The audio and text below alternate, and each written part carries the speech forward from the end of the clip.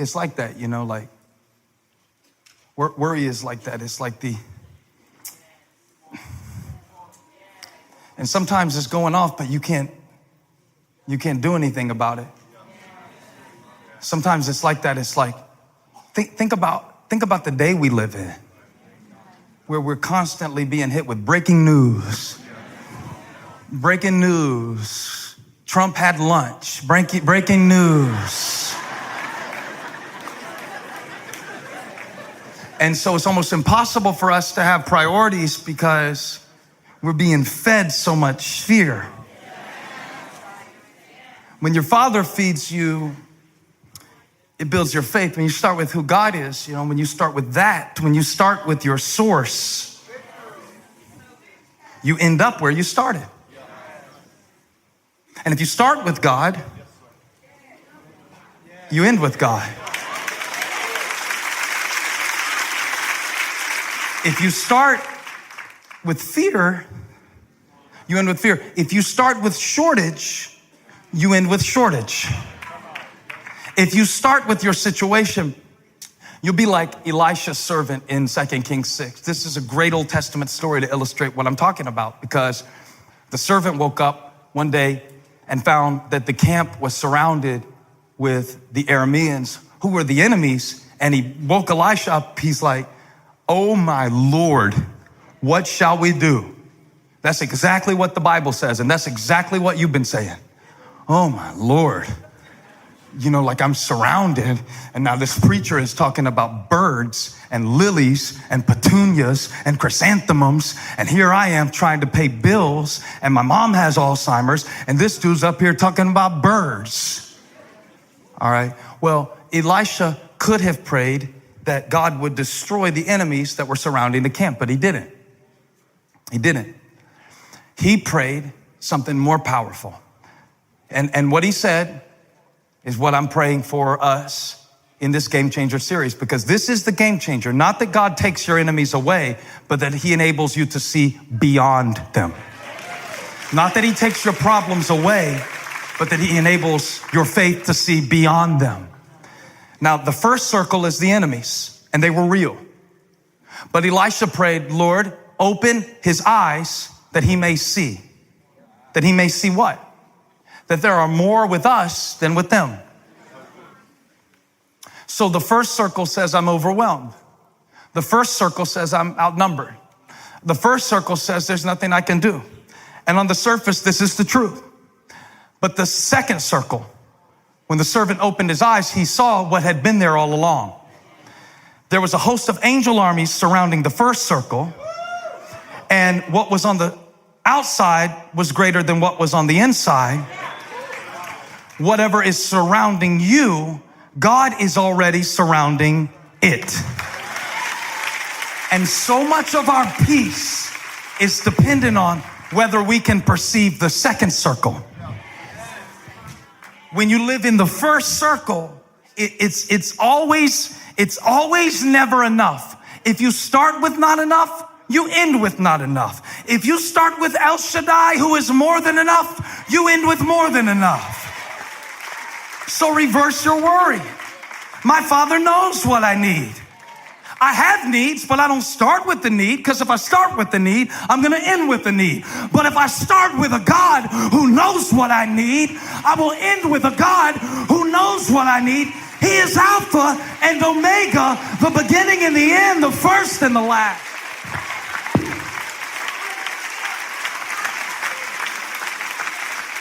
So reverse your worry. Jesus says, look at the birds, look at the flowers.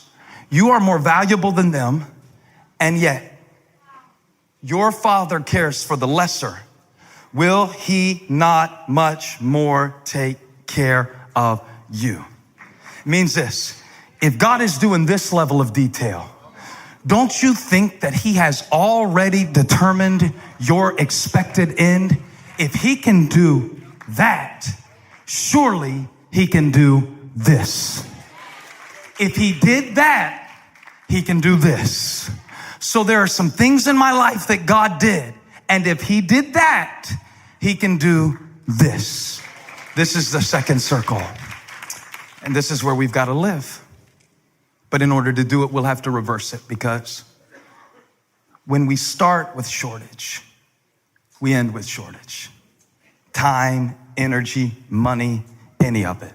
Jesus says, here's the game changer. One of the most famous verses in Scripture, by the way. But now that you've got it in context, I hope it comes alive for you in a new way. He said, if God cares for the lesser, he will take care of the greater. If he takes care of the little, he'll take care of the lot. You're the lot. You're valuable to him. But you, verse 33, seek first the kingdom and his righteousness, not your own, not your own ideas and appearances. What shall we eat? What shall we drink? What shall we eat? What shall we drink? Isn't it funny that we're still posting today, 2,000 years later, about the same stuff that Jesus said not to worry about in Palestine? What we ate and what we wore. It's so circular, you know? Like, we're still worried about the same things. How am I going to make it? How am I going to pay? How am I going to this and that and other? And, you know, and I've got my income taxes now went up in a bracket, and God bless me, but now I got more taxes, or I'm waiting on God to bless me. What shall we eat? That's survival. What shall we wear? That's status. And we go around in these circles over and over and over and over and over and over and over again. But if I start with the kingdom, God will give me the things. Seek first his kingdom. Give him the scripture verse. I want you to see this. More than see it, I want you to believe it. If you seek first his kingdom and his righteousness, all these things will be given to you as well. See, you protect what you prize. And your peace ought to be important to you. But the only way to live in God's peace is to have God's priorities. Now, in my life, every time that I have had a lack of peace, it was because something was wrong with my priorities. And the reason that I can prove that now is because it wasn't the presence of problems that created the absence of peace. Sometimes in the midst of my greatest problems, I had the greatest peace. That makes no sense, I understand, but it's true nonetheless. In some of the seasons of my greatest problems, I experienced my deepest peace. I think that's because sometimes problems help us to clarify priorities. If my priorities, if I don't seek first the kingdom and I'm seeking the things, I will run after all the same things that the pagans run after, and it will be like I don't even have a God in my real life. Thanks, Mom. It's like this. Somebody give me your phone. Give me your phone. Somebody with an iPhone, what is it now? 10 super, another way for Apple to get my money by changing the way I charge this stupid device. You're a note taker. Oh, thank God for this guy. Will you send me these when the sermon's over? My notes are terrible. I don't even look at them. They're horrible. Your notes are good. Oh, I'm going to ask you something. If you left your phone at church, would you come back and get it? How about if you left your phone an hour away? Would you drive an hour to get it? 2 hours? 3 hours? This phone is important. I'm starting to wonder what you got on this phone. What kind of business transactions? You trust me a lot. Hand me this phone. And you come back and get it. But I notice people will leave their peace just anywhere.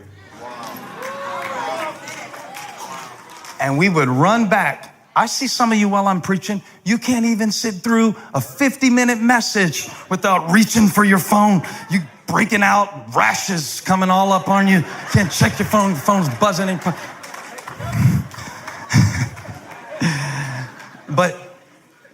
But you leave your peace just anywhere.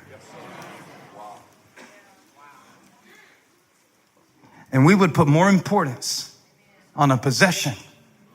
And we'll go back and get it. Oh, I lost my phone. I lost my phone. Like you're not wearing pants out the house or something like that. But you won't even apologize to get your peace back and seek the kingdom.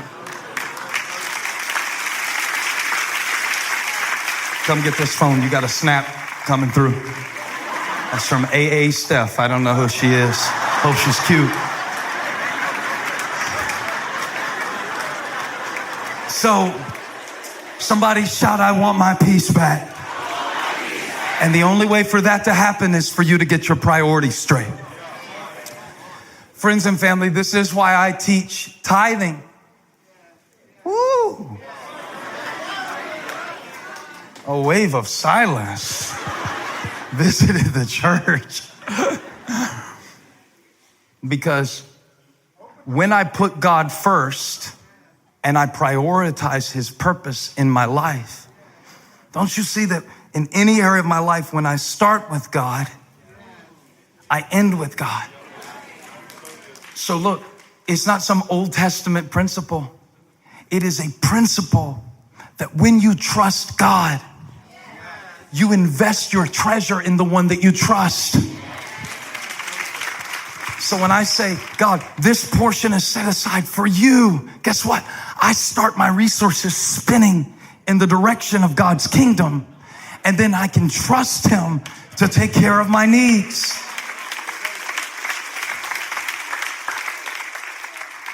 That's why we bring the offering at the end of the year.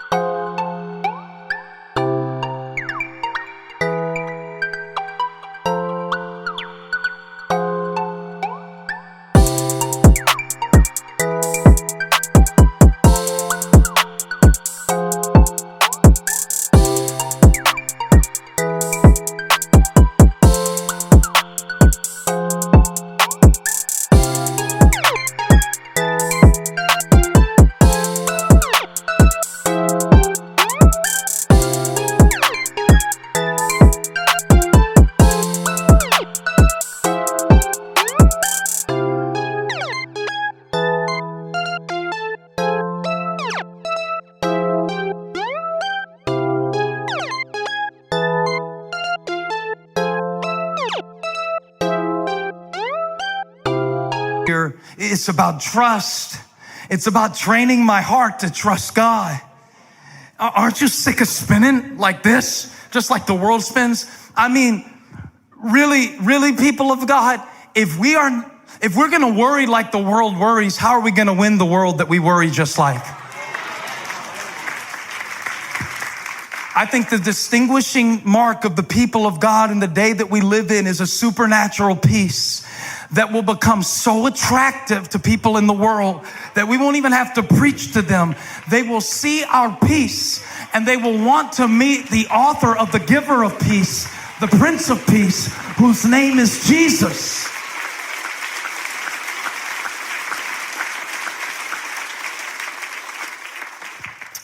And so in this season, I've been asking God to start me spinning in the right direction. Even the way I start my day, I need to start my day spinning in the right direction. You know, I really don't need to read the news within the first 30 minutes that I'm awake. And by the way, there are certain people that I don't need to talk to for the first hour I'm at work, because they might start me spinning.